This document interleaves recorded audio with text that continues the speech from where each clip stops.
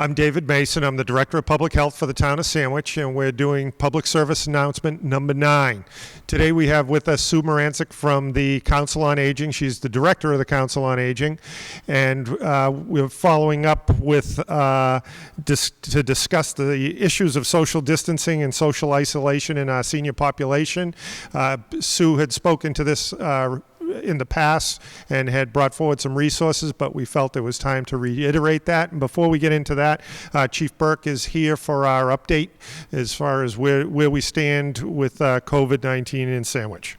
Thank you, Dave. We start week 6, believe it or not, in our operational period today. Numbers as of this morning, 22 positive cases in town, 30 recoveries. Age range 21 to 92. We do have 5 citizens hospitalized in various hospitals, but this is the first report where we have had more recoveries than we've had positive cases. So we're going in a positive direction. Yes, we are. Very good. Sue, let's let's talk about the mental health issues. You get the calls at the office, and your staff do, and people's mental health is being tested at this time. They're stuck inside. It does get depressing. And what do these types of issues have for our seniors' overall health? Well, it's interesting. One of the most important things that we offer at the Council on Aging is a programming menu that allows seniors who live alone and are otherwise isolated in normal times in their homes. Some of them don't drive anymore, so transportation becomes an issue, and just any community connection becomes difficult. That's in normal times. So these times where not only is everyone isolated, so a lot of their normal connections are not operating, it is a time of incredible anxiety. People are watching the news 24 hours a day, so it adds to their feelings of isolation and loneliness and that increased anxiety. Okay, so I mean, how is your staff coping with this during this time? You're all working remotely, and so how do they deal with that population reaching out, and what is your call volume like? We have had very steady call volume. The staff, I'm happy to report, everybody is doing very well. Obviously, we miss everyone in the building very much. So when we call you, sometimes it's as much because we want to talk to you and hear how you're doing. So we have continued our telephone reassurance program, reaching out to many of you. If you would like to be added to that list and get a call at a regular time, please just call the office number and let us know. And also, anytime you would like to just chat or vent or get an update on what the real news is for the town, please call the main office number. Our goal is to support the physical and mental well-being of the seniors in Sandwich and help you stay connected to your community.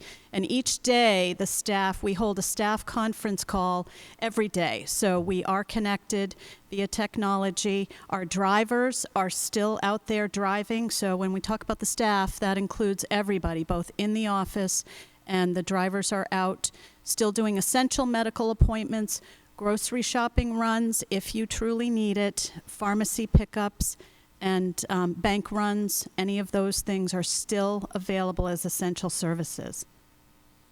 As far as with this going on and everybody in their place, it's tough to remain grounded. So, but the term is mindfulness, and can you describe what that is for someone who may not be familiar with it?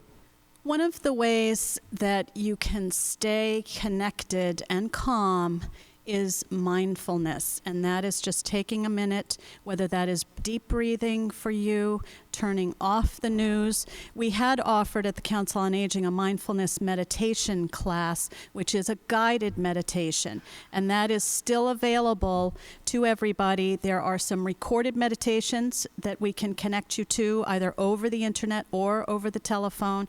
And we also have an internet mindfulness on Zoom meditation class where you can connect with others. But that is taking a moment, and one of the things we recommended is, I'm trying to put some ideas out on our Facebook page if you're connected with us there, with simple indoor exercises.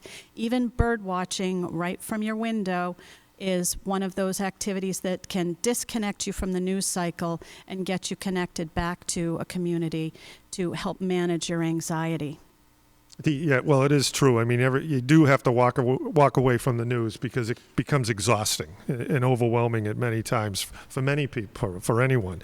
As far as the seniors that you've reached out to, is there anyone that, as far as a story or whatnot of people you've been dealing with that may help someone that's looking for some help?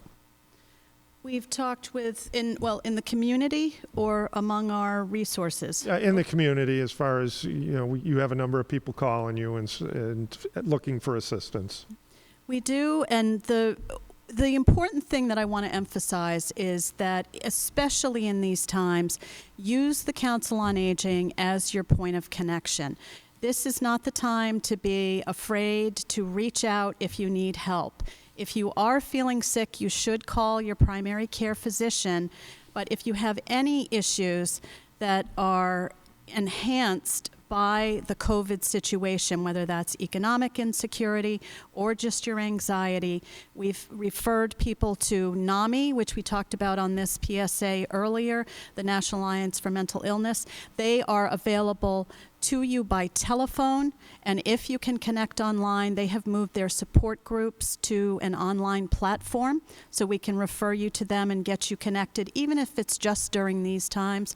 They'll get you connected to a group that shares your issues. One of the other groups I wanted to address that we've kept connected in the community are the caregivers who might be dealing with a family member at home with dementia or Alzheimer's. The Alzheimer's Family Support Group on Cape Cod also is offering telephone and online platform resources. This is a time, caregiving can be very isolating in normal times, but particularly during these times, extra resources are available. So we have made referrals to both of those agencies. Okay, and one of the things that makes people really anxious too is just access to food. With some of the markets, there are hours, and a lot of people, they may be afraid to go in. What is out there? What support is available to get people to get food to their houses? That's probably one of the number one questions that we've been getting, either because people are simply afraid to go into a store. There are senior hours. I think that this is commonly known. There have been a few local grocery stores just outside of Sandwich who have offered delivery services. One of those is, I'll name some names, Guaranteed Fresh Produce in Hyannis, and Rory's Market, which is in Mashpee Commons, has started to deliver to Sandwich. So if you need help placing a phone order, you do not have to be on the internet for those two places. It can be paid for over the phone with a credit card. We can help you get connected, and they will deliver to Sandwich. So not to promote a particular business, because all the grocery stores have been doing an excellent job, but there are some other resources in the community. For those who cannot afford that, the food pantry is still doing deliveries, and they also have drive-through pickup. They can take more people into the program. You do not have to get out of your car or meet with anyone to be included in that food pantry program. We will also, again, call the Council on Aging. If there's something, one item or a couple items that you need, it might be something that we can get delivered to you. So there are a lot of different resources that are out there. It's important to note that all of the programs, including Meals on Wheels, are still taking new clients. So there are multiple ways to get connected to food resources. And again, you had mentioned already transportation for essential medical purposes, so that is available also, and your drivers are still active.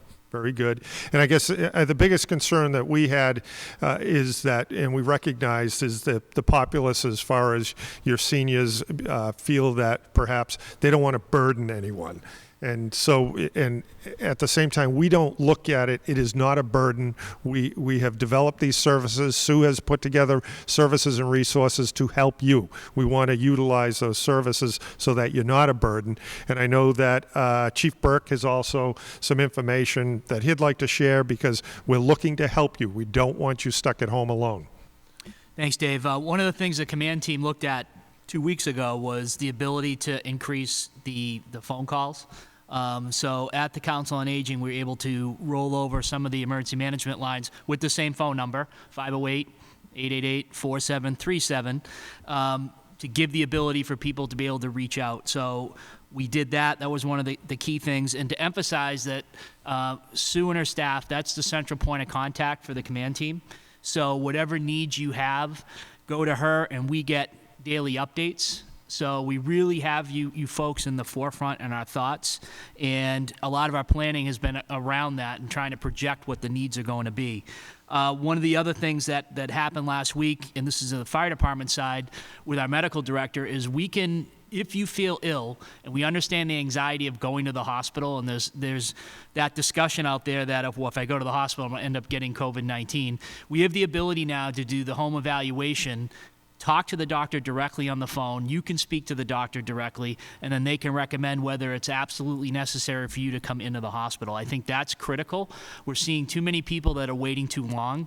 So don't be afraid to call. It does not mean you're going to get transported. It does not mean you're going to get billed.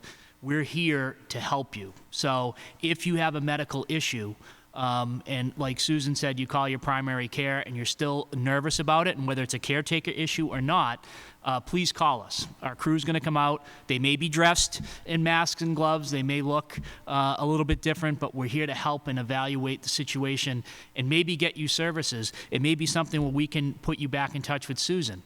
It may be a weekend. It may be overnight. And so, again, we're trying to kind of close that loop and make sure the command team is all in communication, and we have these steps that have been put forward. So again, extra phone lines have been put in at the Council on Aging. It's the same number, 888-4737. And again, any needs at all, the team, all the departments are working together, and we just want to make sure that you understand that you are in our forefront in our planning process and have been from the beginning. Thank you. Thank you, Chief Burke, for sharing that. That's very important, so we don't have people sitting at home. So we're going to wrap that up. Do you have anything else to add, Sue? I quickly want to add, we understand that a lot of seniors are not connected by computer, so we are getting some paper mailings out to you. We have a great list of chair exercises that you can do to keep your balance and strength and flexibility going, so we can get those out to you in the mail. Also, just give us a call and we'll put those things in the mail. So we're trying to do paper follow-up as well.